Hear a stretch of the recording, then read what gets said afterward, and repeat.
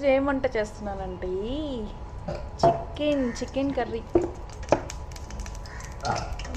ఇది పెద్ద ఎగరేస్తుంది. ఆఫ్ చేసుకుని ఇక్కడ ఒకటి వేస్తున్నా. భయం. సాల్ట్, పసుపు వేస్తున్నా.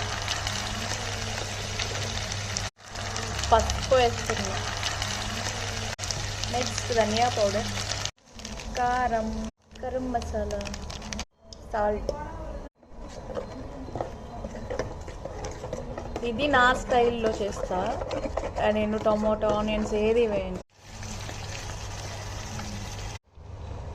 చికెన్ మొత్తం మిక్స్ చేస్తాను. ఇప్పుడు దీంట్లో వాటర్ పోస్తా. వాటర్ పోసిన తర్వాత ఇలా ఉంది, కలర్ఫుల్గా ఉంది కదా.